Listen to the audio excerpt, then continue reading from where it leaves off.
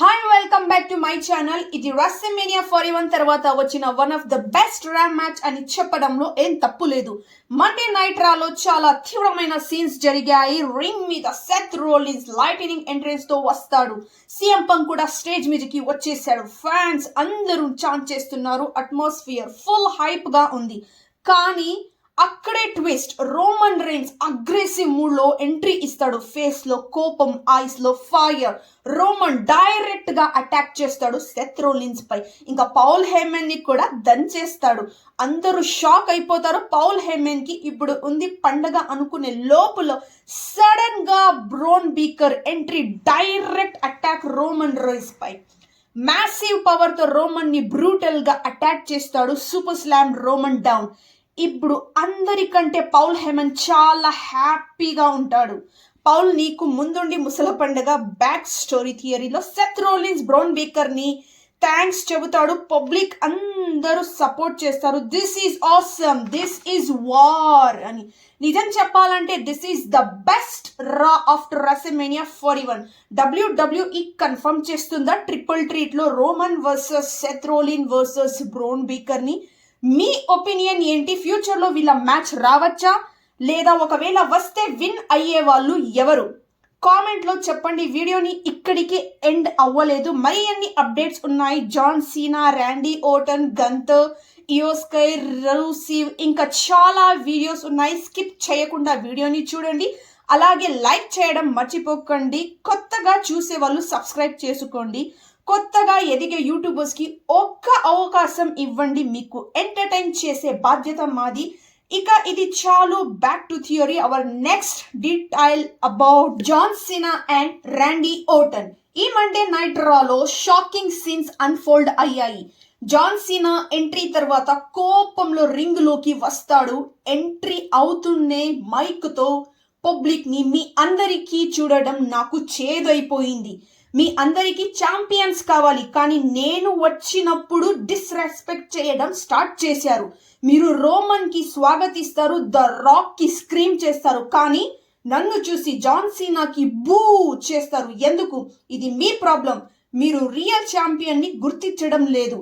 Triple H, Sheamus, Roman, Brock Lesnar, Edge, Randy Orton అందరికి title ఉంది, కానీ ఇప్పుడు నేను ఈ వరల్డ్ ఛాంపియన్, నేను బెస్ట్, ఈ రింగులో నన్ను గెలవడానికి ఎవ్వరూ లేదు అంటానే ఉన్నగా సడన్ గా ర్యాండీ ఓర్టన్ ఎంట్రీ.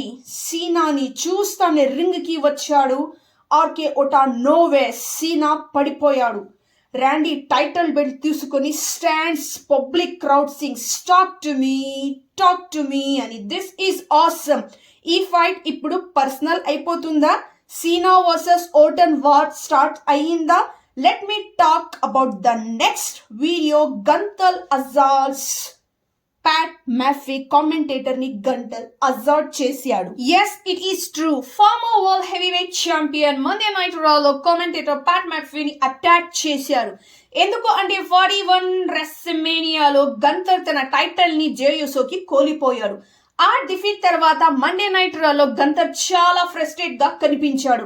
క్రౌడ్ లో ట్యాప్డ్ అవుట్ అని చాంట్ చేసింది. దానివల్ల ఇంకా కోపం వచ్చింది. పాట్ మ్యాక్ఫీని కామెంటేటర్ టీమ్ లో ఉన్న ఫార్మర్ NFL స్టార్ ముందు ఎపిసోడ్స్ లో జే యూసో ఎంట్రెన్స్ మ్యూజిక్ కి డాన్స్ చేశాడంట. అందుకే గంతర్ ఆ బిహేవియర్ ని డిస్లైక్ చేసి మ్యాక్ఫీని స్టూజ్ అంటే ఒక కామెడియన్ అని సోషల్ మీడియాలో పోస్ట్ పెట్టాడు. ఈ మండే నైట్ రాలో గంతర్ తన కోపాన్ని ప్యాట్ మీద చూపించాడు. సడన్ గా కామెంటరీ పై డెస్క్ దగ్గరికి వచ్చి ప్యాట్ ని చోక్ చేసి అటాక్ చేశాడు. సెక్యూరిటీ స్టాఫ్ వచ్చి గంతర్ ని కంట్రోల్ చేసింది. బట్ డ్యామేజ్ ఆల్రెడీ జరిగిపోయింది. Gunther title loss and previous incidents వల్ల ఈ పని చేసింటారని అందరూ అనుకుంటున్నారు, కానీ ఇది తప్పు. మీకు దీని గురించి ఎలా అనిపించింది కామెంట్ బాక్స్ లో తప్పకుండా కామెంట్ చేయండి. ఇక మాట్లాడుదాం నెక్స్ట్ మ్యాచ్ గురించి. yes, next about Rusev return to destroy American Alpha. ఎవరు ఎక్స్పెక్ట్ చేయలేని విధంగా రూసివ్ సడన్ గా రింగ్ లోకి ఎంట్రీ అయ్యాడు.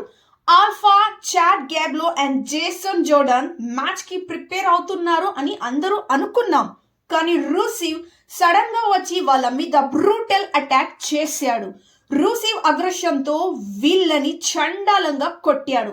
అన్నిటికీ మించి షాకింగ్ మూమెంట్ ఏంటి అంటే రూసివ్ అమెరికాని డెస్ట్రాయ్ చేస్తా అని మైక్రోఫోన్ లో అరవడం. ఇప్పుడు ఫ్యాన్స్ అందరికి ఒక డౌట్, రూసివ్ కి మళ్ళీ యాంటీ అమెరికా యాటిట్యూడ్ వచ్చిందా? మేనేజ్మెంట్ నెక్స్ట్ వీక్ లో రూసివ్ కి పనిష్మెంట్ ఇస్తారా రాలో, లేదా ఫియాన్ కంటిన్యూ చేస్తారా? Let's wait and see. ఇంకో నెక్స్ట్ మ్యాచ్ గురించి చెప్పాలంటే Iyo Sky versus Stephanie Vaquer. Recent గా WrestleMania 41 లో ఉమెన్స్ టైటిల్ ని గెలిచింది ఇయో స్కై. తన కాన్ఫిడెన్స్ పీక్ లెవెల్లో ఉంది. అలానే ఇంకో పైపోటి స్టెఫనీ స్ట్రాంగ్ స్టార్ట్ ఇచ్చింది. కానీ ఇయో స్కై తన speed and high flying style తో బ్యాక్ లో వచ్చి డామినేట్ చేసింది. ఫైనల్లో ఓవర్ ద మూన్ సాల్ట్ వేసి ఇయో స్కై మ్యాచ్ ని గెలిచింది. ఛాంపియన్ ఇయో స్కై ఇంకా అన్స్టాపబుల్ అనిపిస్తుంది. మీ ఒపీనియన్ ఏంటి? కామెంట్ చేయండి. లైక్ అండ్ షేర్ చేయడం కూడా మర్చిపోకండి. అలాగే మా వీడియో మీకు నచ్చితే సబ్స్క్రైబ్ చేసుకోండి. అలానే లాస్ట్ బట్ నాట్ లీస్ట్ ఇంకో పెద్ద మ్యాచ్ గురించి మాట్లాడదాం. That is Becky Lynch attacks Lyra. Becky Lynch attack చేసింది లైరాని. Yes, Becky Lynch attacks Lyra. Becky తన కోపాన్ని కంట్రోల్ చేయలేకపోయింది. లైరా ఒక్యారి అని ఛాలెంజ్ ఇచ్చింది, కానీ అన్ఎక్స్పెక్టెడ్ గా బెక్కీ అటాక్ చేసింది. లైరా ఫస్ట్ స్టేజ్ లో మ్యాచ్ కి రెడీ అయింది, కానీ బెక్కీ సడన్ గా పౌన్స్ చేసి బ్రూటల్ అటాక్ స్టార్ట్ చేసింది. Fans shock. బెక్కీ లించ్ కూడా తన రేంజ్ ని రిలీజ్ చేసింది. లైరాని గ్రౌండ్ కు తీసుకొని బ్రూటల్ పంచెస్ ఇవ్వడం స్టార్ట్ చేసింది. ఈ అటాక్ లో బెక్కీ లించ్ కి రేంజ్ చాలా ఇంటెన్స్ గా కనిపించింది. బెక్కీ విషయంలో మీ అభిప్రాయం ఏంటి?